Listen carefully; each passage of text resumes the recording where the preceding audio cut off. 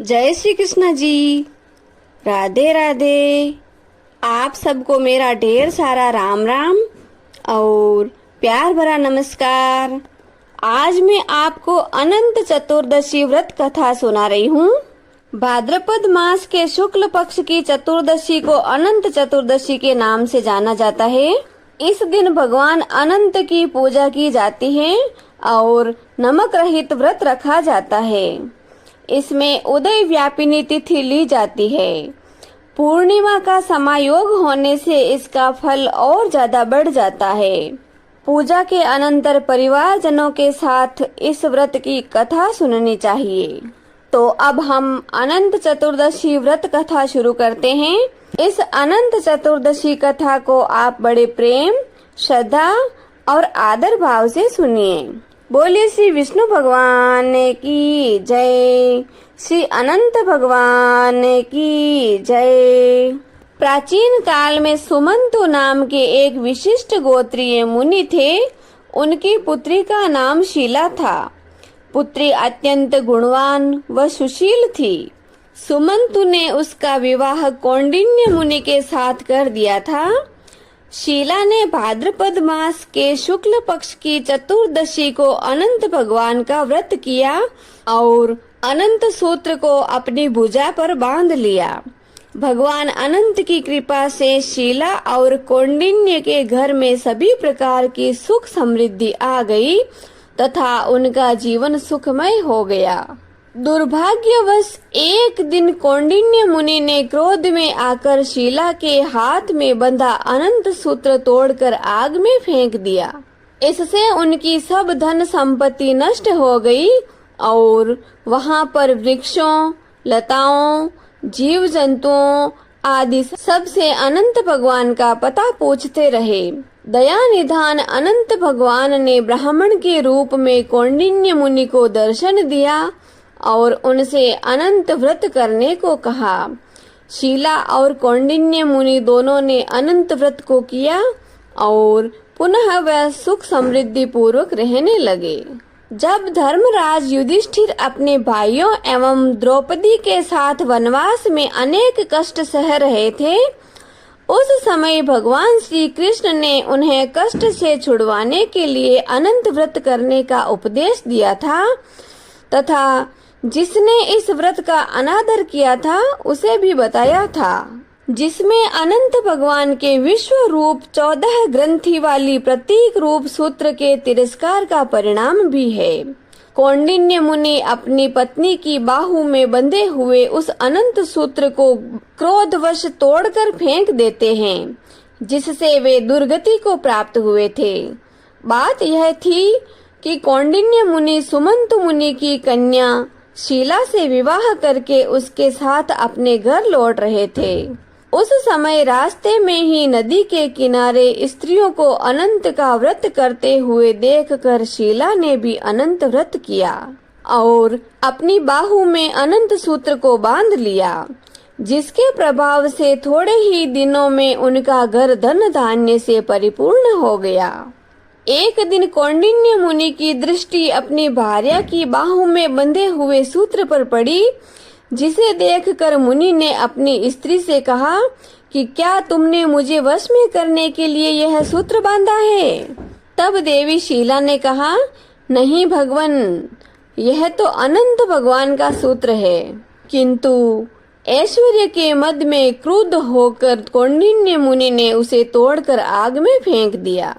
प्रायः लोग धन के मद में मतवाले हो जाते हैं, किसी को कुछ समझते नहीं और सहसा अनुचित कार्य करने लगते हैं, जिसका दुष्परिणाम यह होता है कि शुभ कर्म से प्राप्त की हुई संपत्ति भी नष्ट होने लगती है।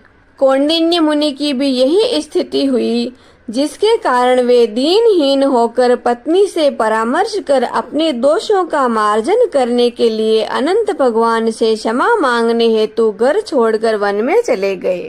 रास्ते में जो कोई भी मिलता उससे अनंत भगवान का पता पूछते जाते थे। जब बहुत समय तक ढूंढने पर भी अनंत भगवान कहीं पर भी नहीं मिले तो कौंडिन्य मुनि परेशान होकर वृक्ष की शाखा में लटकने ही जा रहे थे कि उसी समय एक वृद्ध ब्राह्मण ने उन्हें रोक दिया और कहा कि चलो गुफा में तुम्हें मैं अनंत भगवान के दर्शन करवाता हूँ। जब वे ब्राह्मण के साथ गुफा में गए तो वहाँ चतुर्भुज रूप में भगवान अनंत के दर्शन हुए, क्योंकि वे वृद्ध ब्राह्मण कोई और नहीं स्वयं अनंत भगवान ही थे। फिर कौंडिन्य मुनि के प्रायश्चित वश पूछने पर भगवान विष्णु ने मार्जन का यही उपाय बताया कि तुम 14 वर्ष तक अनंत का व्रत करो और इसका पालन करो। इससे तुम्हारी नष्ट हुई संपत्ति पुनः प्राप्त हो जाएगी और तुम सुखी हो जाओगे। कौंडिन्य ने इसे सहर्ष स्वीकार कर लिया।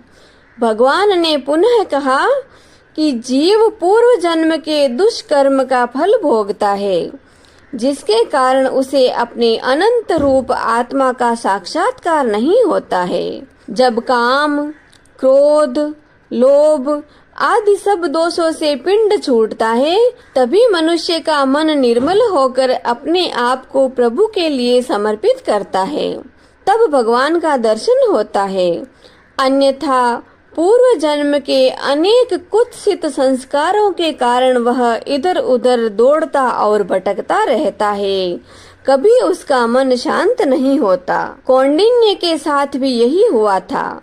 वे अंत में जब क्रोध और अभिमान को छोड़कर भगवान अनंत की खोज में आगे बढ़े, तब सद्गुरु के रूप में उपस्थित होकर भगवान ने बुद्धि रूपी गुफा में उन्हें अपना दर्शन करवाया। निष्कर्ष यह है कि भगवान अनंत सर्वत्र व्यापक है, परंतु जब तक मनुष्य की देहासक्ति बनी रहती है तथा ममता के कारण वह धन, मन तथा जन में आसक्त रहता है, तब तक उनका बोध उसे नहीं होता। सांसारिक विषयों से मुख मोड़कर जब मनुष्य अंतर्मुख होने लगता है, तब भगवान का साक्षात्कार सुलभ हो जाता है। इति श्री अनंत चतुर्दशी व्रत कथा संपूर्णम। बोलो श्री अनंत भगवान की जय, विष्णु भगवान की जय। अब हम जगत के पालनहार प्रभु की आरती करते हैं। हरि ओम। शांताकारं भुजगशयनं पद्मनाभं सुरेशं विश्वाधारं गगनसदृशं मेघवर्णं शुभांगं लक्ष्मीकान्तं कमलनयनं योगिभिर्ध्यानगम्यं वन्दे विष्णु भवभयहरं सर्वलोकैकनाथम्। ओम जय जगदीश हरे स्वामी, जय जगदीश हरे। भक्त जनों के संकट, दास जनों के संकट क्षण में दूर करे। ओम जय जगदीश हरे। जो ध्यावे फल पावे, दुख बिन से मन का। ओ प्रभु दुख बिन से मन का। सुख संपत्ति घरे आवे, सुख संपत्ति घरे आवे, कष्ट मिटे तन का। ओम जय जगदीश हरे। मात पिता तुम मेरे, शरण गहूँ किसे की। ओ स्वामी शरण गहूँ किसे की। तुम बिन और न दूजा, आप बिन और न दूजा। मैं आस करूं जिसे की। ओम जय जगदीश हरे।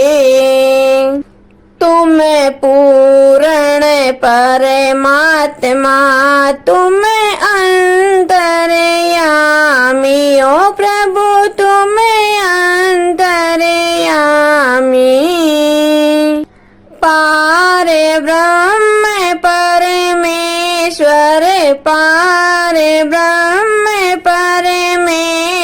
ईश्वर तुम सबके स्वामी। ओम जय जगदीश हरे। तुम करुणा के सागर तुम पालन करता हो स्वामी, आप पालन करता। मैं मूर्ख खल कामी, मैं सेवक आप स्वामी, कृपा करो बरता। ओम जय जगदीश हरे। तुम हो एक अगोचर सबके प्राणपति, ओ प्रभु सबके प्राणपति।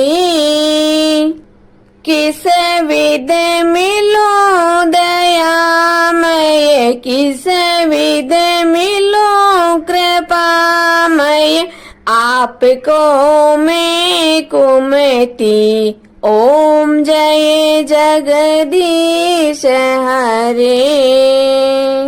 दीन बंधु दुख हरता ठाकुर तुम मेरे हो, प्रभु रक्षक आप मेरे।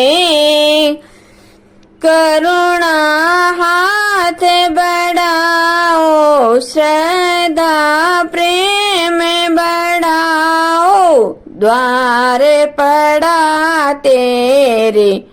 ओम जय जगदीश हरे। विषय विकार मिटाओ, पाप हरो देवा हो स्वामी, कष्ट हरो देवा। श्रद्धा भक्ति बढ़ाओ, करुणा प्रेम बढ़ाओ, संतन की सेवा। ओम जय जगदीश हरे। तन मन धन सब कुछ है तेरा हो स्वामी, सब कुछ है तेरा। तेरा तुझको अर्पण आपका, आपको अर्पण क्या लागे मेरा। ओम जय जगदीश हरे। श्री जगदीश स्वामी जी की आरती जो कोई नर नारी गावे, हो जारा पाप परा जावे। जारे घर लक्ष्मी जी आवे, हो जारे नवनिध होई जावे। हो जारा दुख दारिद्र जावे, हो जारे सुख संपत्ति आवे। होवे तो भक्ति मुक्ति पावे। कहत शिवानंद स्वामी, रटते भोलानंद स्वामी, मनवांचित फल पावे। ओम जय जगदीश हरे। ओम जय जगदीश हरे। ओ स्वामी जय जगदीश हरे। ओ प्रभु जय जगदीश हरे। भक्त जनों के संकट, दास जनों के संकट, क्षण में दूर करे दाता, पल में दूर करे। ओम जय जगदीश हरे। बोले श्री विष्णु भगवान की जय। आज के आनंद की जय। जय श्री कृष्णा जी। राधे राधे।